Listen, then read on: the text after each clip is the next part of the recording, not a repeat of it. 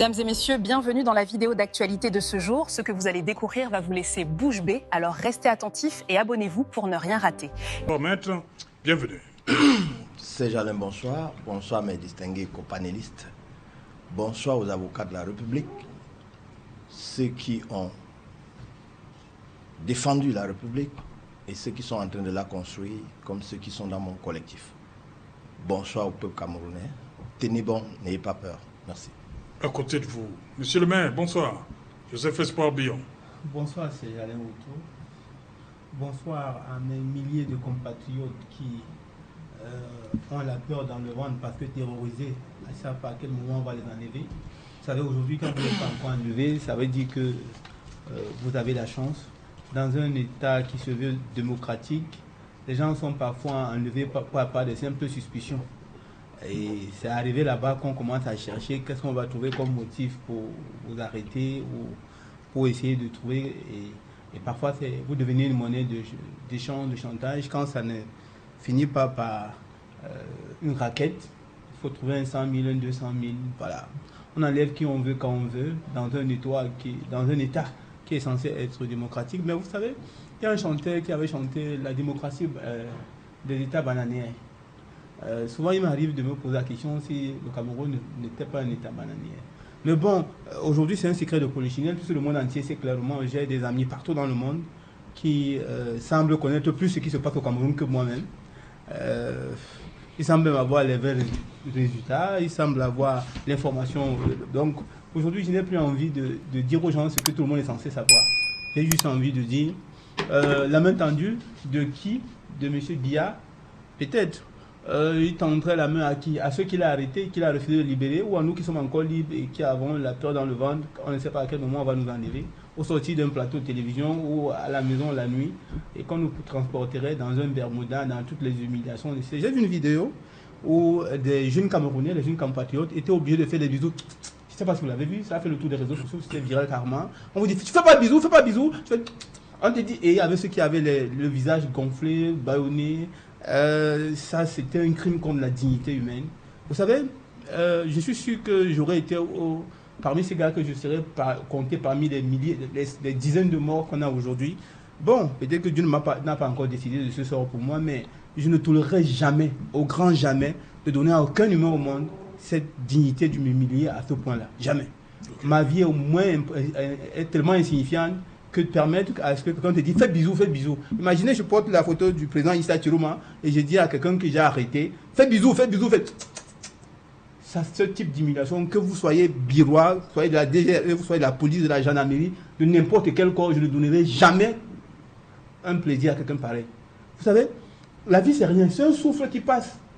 Nous sommes nombreux. Aujourd'hui, on peut me le dire parce que je ne fais pas partie des 3 milliers, des 3 dizaines, en fait 3 ou 4 ou 5, c'est pas, de ceux qui sont déjà morts. Mais qui ne vous dit pas que ça sera d'un moment à l'autre. Parce que la réalité, c'est que nous sommes en face des gens qui sont prêts à tout pour maintenir le pouvoir. Parce que c'est devenu la monnaie d'échange, c'est leur survie. Ils ne se voient pas aller en exil politique. Ils ne se voient pas... En fait, il n'y a aucune possibilité pour eux de vivre en dehors du pouvoir. Donc, si vous voulez, mettez-vous ensemble, votez qui vous voulez, à condition que le Conseil constitutionnel déclare que c'est nous qui avons gagné. Donc, si vous ne voulez pas ça, on va vous tuer, on va vous envoyer en prison, on va vous enlever, on va vous humilier, on va vous faire ce qu'il faut. Vous savez, quand je suis entré en politique, je suis entré beaucoup plus en politique par fanatisme. Je suivais Cabral Libye.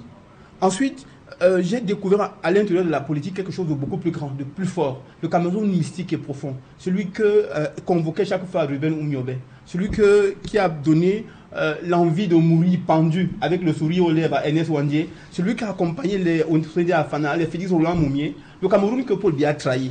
Celui mystique et profond, celui de nos ancêtres, porté par le sang de ceux qui ont donné leur vie pour le Cameroun.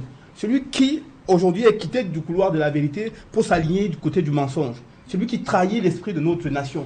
Ce Cameroun-là, je ne serai jamais esclave de celui-là. Jamais. Ni cette vie, ni dans celle qui arrive. Merci à vous, Joseph Espoir Billon. Une minute. Vous êtes un élu, maire adjoint à Douala 5e. Aujourd'hui, on apprend, ce n'est pas seulement les militants du FSNC qui sont comme ça interpellés, d'autres formations politiques, je me refuse de citer ici. Comment comprendre ces interpellations à l'approche des élections locales de 2026? C'est Alain, je me suis laissé emporter tout à l'heure parce que j'ai horreur de la manipulation et du mensonge. Quand vous voyez des papas censés éduquer leur enfant mentir à Mondovision, je me demande s'ils croient encore en Dieu. Il y a un niveau où on est en train de perdre les fondements même de ce qu'on appelle la dignité humaine. Notre pays est en train d'aller dans un gouffre droit au mur. Et à la lui où on parle, les mains tendues d'hypocrisie, ça ne sert plus à rien à personne. Vous savez, à un moment donné, on a même plus peur de mourir. Parce que ces gens, ils n'ont tellement tué que voilà, on sait que si je peux tuer un moustique, ma vie c'est quoi? C'est un détail, ça ne sert à rien. Aujourd'hui, on a en face de nous des gens sans vergogne, sans aucune pudicité, sans aucune dignité, qui mentent comme ils respirent. Je vous donne un exemple. Vous voulez qu'on parle des élections locales qui arrivent? Oui. Les élections locales qui arrivent, c'est eux qui décident de qui gagne et qui va perdre. Le principe est simple. Il suffit qu'on annule votre liste avant les élections. Vous perdez. Comment vous allez gagner quand votre liste ne concourt même pas? Mais vous voyez à un niveau où les gens sont cyniques. Dans le Nyong-Ekele, par exemple, le président Paul Biya a gagné les élections. Il était premier avec 16 058 voix. Allez voir ce que le Conseil constitutionnel a publié dans les résultats nationaux. On lui a donné 38 559 voix. Vous voulez qu'on continue dans quoi? On va aller dans quelle élection? Il faut qu'on arrête cette connerie-là. Nous sommes tous Camerounais. Ce pays nous appartient, nous tous. Autant à Paul Biya qu'à moi-même. Il faut qu'on arrête de se moquer des gens. On ne peut pas continuer comme ça. Il faut qu'on sache que nous tous, on est Camerounais. Il n'y a pas un Camerounais qui a un sang qui soit violet, l'autre a un sang qui est rouge. On a des gens qui sont à un niveau où ils ont perdu leur âme. Ils n'ont plus la crainte de Dieu. Ils ne croient plus en rien. Ils peuvent tuer tout le monde, écraser tout le monde comme des souris, envoyer des gens à la télé faire de la comédie. Mais ce n'est pas de ça qu'il est question ici. La vérité est claire. Nous tous, on la connaît. Et cette vérité-là, même si on tue tous les Camerounais, elle va rester vraie. La vérité ne va jamais, au grand jamais, se procéder devant le mensonge. Ça n'arrivera jamais. Jamais. Et il faut que les gens sachent une chose. Que ce soit la gendarmerie, que ce soit la police, que ce soit la DGRE, que ce soit la surveillance du territoire, quel que soit le corps des armées qu'il y a là. Tout le monde connaît la vérité. Même le policier qui prend son arme pour tuer son frère, il connaît la vérité. Il sait que Chiroma a gagné l'élection. Il sait. La vérité est que c'est comme la lumière. Elle ne se cache pas. La lumière ne se cache pas. Il faut qu'on soit certain dans ce pays. Il faut qu'on sache que là, on amène le pays ici. Moi, c'est quoi? Qui vous dit qu'en ce temps, ils ne vont pas me tuer? Ma vie, c'est rien. Ou moi, ça fait combien d'années? Et 9 mois, moi, ça fait combien d'années? Ça ne change rien. Ce que Dieu a dit pour ce pays va s'accomplir. Si ça ne s'accomplit pas aujourd'hui, ça va s'accomplir demain. Il faut qu'on sache une chose. Les gens qui croient qu'ils sont propriétaires du Cameroun et qui décident de donner à qui ils veulent un peu d'oxygène et de ne pas donner quand ils veulent, ils doivent savoir qu'il n'y a aucune organisation ésotérique qui soit au-dessus de Dieu. Il n'y a aucun marabout qui soit au-dessus de Dieu. Il n'y a aucun mensonge qui défie la vérité. Ça n'existera jamais. Ça n'a jamais existé. Ça ne va jamais exister. Aussi longtemps que Dieu est l'autorité suprême de toute l'humanité, aussi longtemps que la vérité va écraser le mensonge. Toute manipulation va connaître l'échec. Et je vous dis, aussi longtemps que Dieu est vivant, ce pays-ci va connaître la vérité. La vérité va surplomber toute loge maçonnique, tout ce qui sera fait. La vérité va dominer ça. Je venais donc vous dire que quand vous commencez à parler de l'élection locale, c'est pour dire que l'élection présidentielle est finie.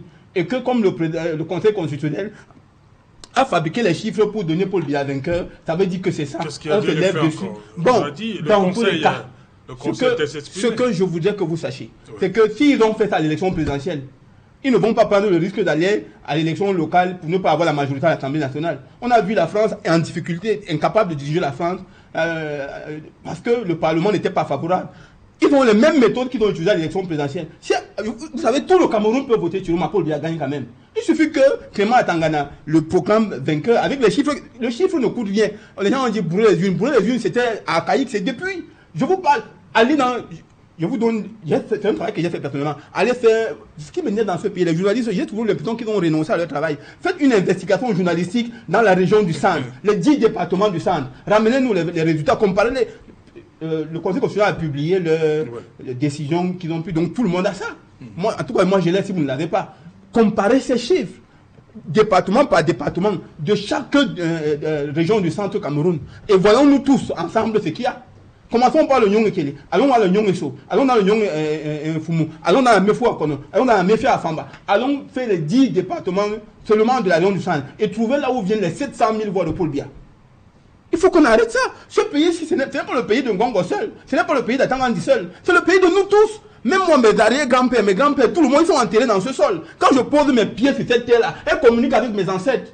Il n'y a personne parmi eux, parce qu'ils ont eu le privilège d'être assis et avoir des milliards, qui leur donnent le droit de vivre ou de mort sur tous les autres. Ça n'existe pas, ça ne va jamais exister. Il faut que la vérité soit la seule chose qui nous lie, nous tous, qui régule les lois. Il faut savoir une chose, dans une société humaine, le seul souverain après Dieu, c'est le peuple. Ce n'est pas le Conseil constitutionnel, ça n'existe pas. Le Conseil constitutionnel est nommé par le peuple. Le Conseil constitutionnel est nommé par le président de la République qui exerce ce pouvoir au nom du peuple. C'est ce que la Constitution dit. Moi, je ne suis pas avocat, je ne connais pas les lois, mais je ne connais aucune société humaine où il y a des institutions qui sont au-dessus du peuple. Et on ne peut pas se moquer des Camerounais à ce point. On ne peut pas le faire. Bon, dites-moi, la convention que l'ONU a signée avec les Cam, c'était pourquoi? Quelle est la plus-value de ça jusqu'aujourd'hui? Quelle est la position de l'ONU? Qu'est-ce qu'elle nous dit?